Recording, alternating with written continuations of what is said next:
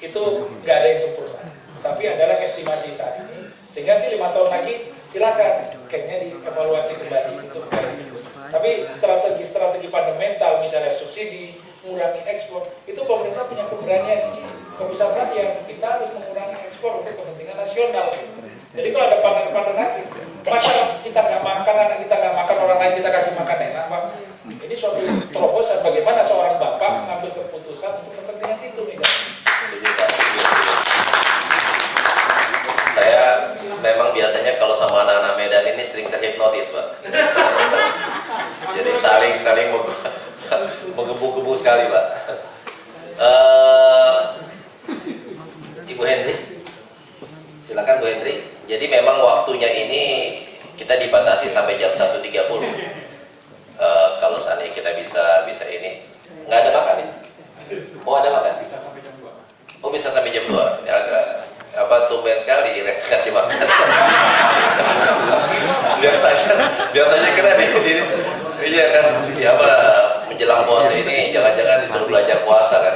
Kayaknya ada sponsor dari Capres nomor 1 dan nomor 2. Silakan Bu Hendri.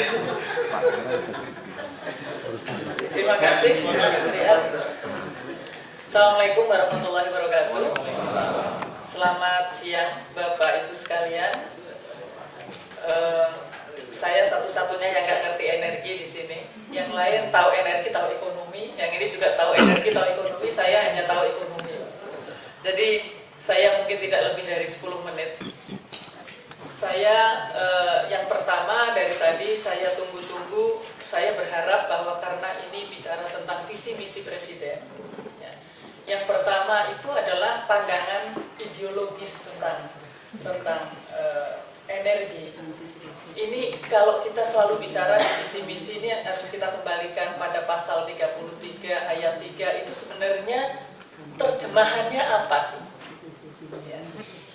Terjemahannya apa itu kalau kita mau mengembalikan pada pasal 33 ayat 3?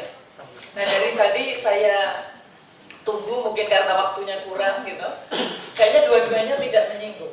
Bagaimana itu meyakinkan kita semua bahwa energi itu adalah salah satu yang harus kita koreksi, kita kembalikan pada pasal 33 ayat 3. Itu yang pertama kayaknya belum. Dan saya baca di dalam visi misi dua-duanya ya, yang sudah disampaikan ke KPU itu juga statement itu pasti ada. Tetapi kemudian apa yang dimaksud dengan dimiliki oleh negara itu yang seperti apa sih?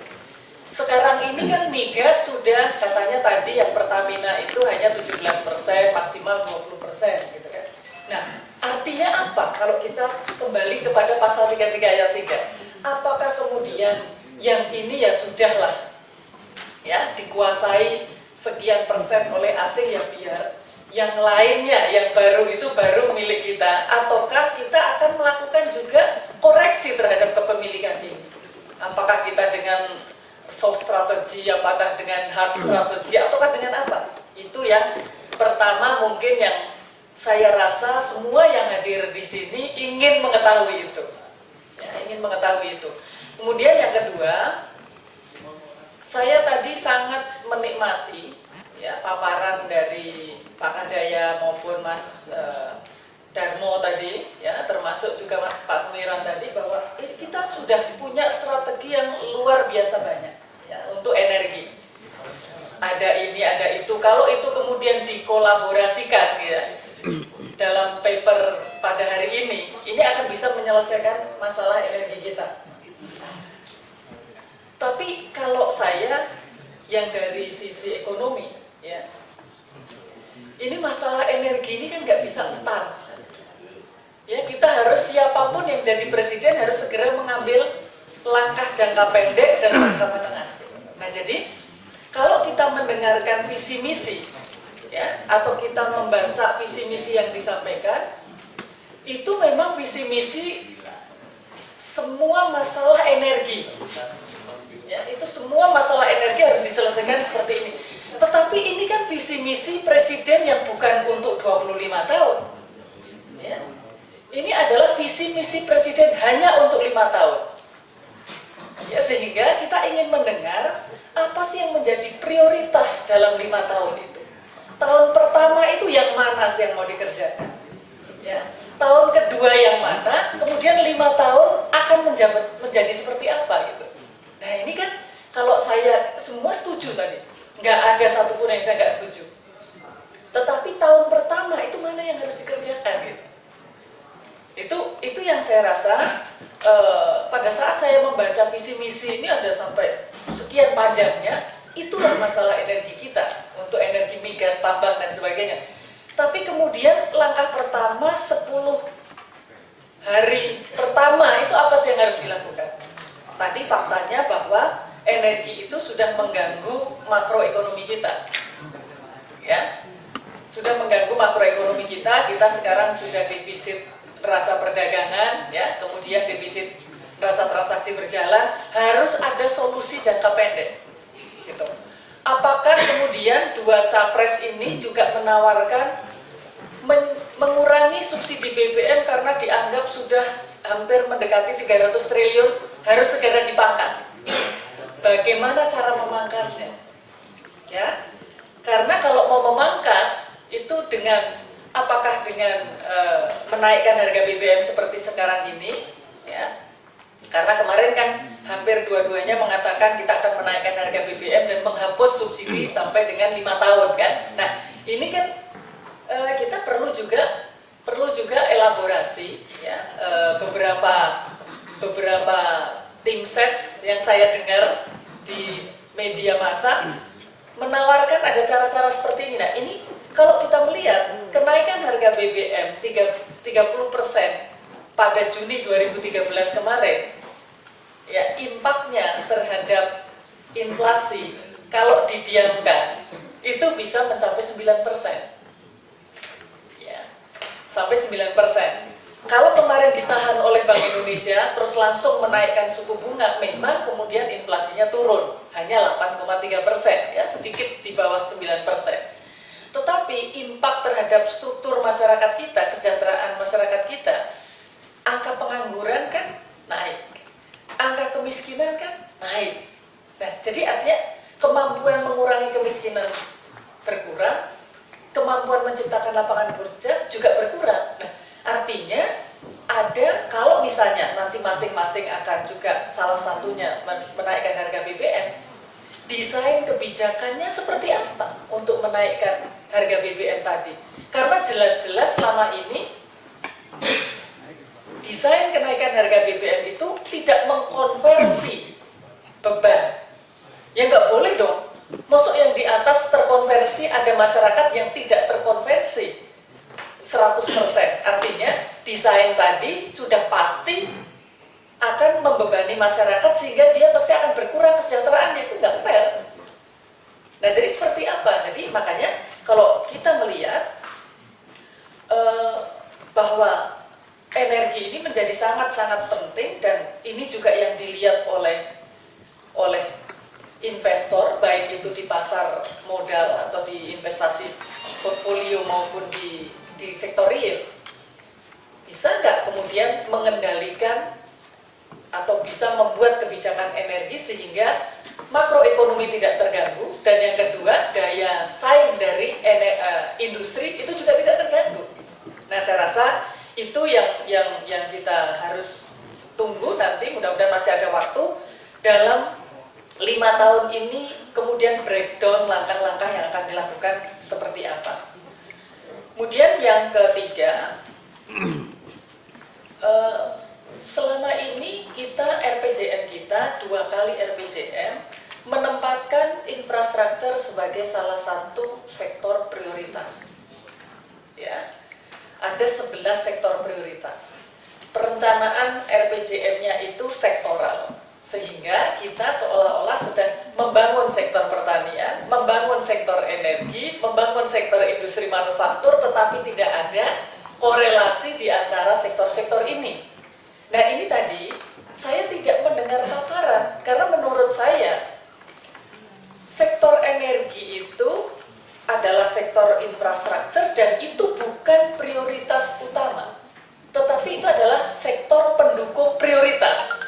Sehingga semestinya yang harus dipaparkan adalah tidak terlepas dari 5 tahun ke depan presiden yang akan diusung ini memprioritaskan sektor apa, sehingga jelas energi yang dibutuhkan itu energi apa. Karena kalau akan memprioritaskan sektor tambang, berbeda dengan energi yang diperlukan untuk membangun di sektor misalnya pertanian dan sebagainya. Ya, alternatif energinya bisa sangat berbeda. Nah, ini saya rasa ini hal yang sampai hari ini tidak pernah ada diskusi tentang itu. Ya. Kemudian juga yang lain, untuk konsumsi, gitu ya, kebutuhan energi. Gitu ya. Kebutuhan energi kita itu kan kalau tadi dilihat kita akan butuh energi sebesar sekian. Itu kalau kita menggunakan tren yang saat ini kan. Ya, tetapi kan kita tadi harus menawarkan terlebih dahulu, kita tidak, tren kebutuhan energi itu bisa dipilah. Yang mana sih, apakah kita kemudian akan menggunakan energi surya lebih banyak? Karena apa dan itu untuk apa? Maka harus dipilah apa sih sebenarnya 5 tahun besok yang akan dikembangkan energi untuk rumah tangga. Ini harus jelas dulu. Rumah tangga itu sebenarnya mau menggunakan energi apa? Sehingga butuh pembangunan energi yang seperti apa? Industri itu akan dikembangkan dengan energi apa? Gitu. Ini juga nggak jelas. Nah, sehingga seolah-olah kita pokoknya akan memproduksi energi. Nggak begitu. Itu menurut saya ya, semestinya tidak begitu. Karena membangun energi itu hanya turunan dari kita akan membangun sektor ekonomi apa. Yang terakhir adalah mungkin kita perlu bicara tentang intervensi. Ya, dari sisi sektor energi itu kan luar biasa. Saya ingin mendengar, saya rasa Bapak Ibu sekalian juga ingin mendengar bahwa energi dan pangan itu tidak terlepas dengan politik. Ya, jadi apa sih jaminan bahwa ini tidak akan ada intervensi-intervensi? Ya, karena banyak sekali aturan, misalnya kita bicara undang-undang perindustrian. Dan itu tidak bisa keluar-keluar, hanya setelah kita tahu kenapa ini kelontongan, tidak ada jiwanya undang-undang perindustrian. Karena masing-masing kementerian tidak mau tanda tangan kalau masih ada yang bicara tentang energi di situ. Menteri Keuangan tidak mau tanda tangan kalau ada insentif untuk fiskal di situ. Lah lama-lama kan nggak ada apa-apanya. Nah, kepentingan-kepentingan sektoral tadi, belum lagi kepentingan-kepentingan kelompok tadi, kalau untuk energi sudah tidak perlu diragukan, sangat-sangat besar. Nah, bagaimana jaminan dari tim ses ini bahwa itu bisa dilakukan? Apa yang akan ditawarkan untuk itu? Baru yang terakhir adalah bagaimana untuk pembiayaan tadi. Ya. Siapa sih yang akan melakukan? Membangun kilang, siapa sih yang akan melakukan? Apakah membangun kilang itu akan dilakukan oleh Pertamina? Kemudian profit dari Pertamina akan dipotong untuk membangun kilang misalnya? Ataukah membangun kilang itu harus dengan mengeluarkan surat utang khusus dari pemerintah? Nah, ini kan harus dipikirkan karena saya rasa kita perlu ada kebijakan-kebijakan yang terintegrasi dari sisi itu, dan saya rasa teman-teman yang tim ses dari Pak Prabowo maupun tim ses dari Pak Jokowi itu tidak mendiskusikan sendiri bahwa ini ada kaukus yang diskusi masalah energi, ini kaukus yang diskusi tentang ekonomi. Kalau ini yang masih terjadi, saya rasa jadi RPJM persis seperti sekarang dan kita tidak bisa menyelesaikan. Terima kasih. Assalamualaikum warahmatullahi wabarakatuh.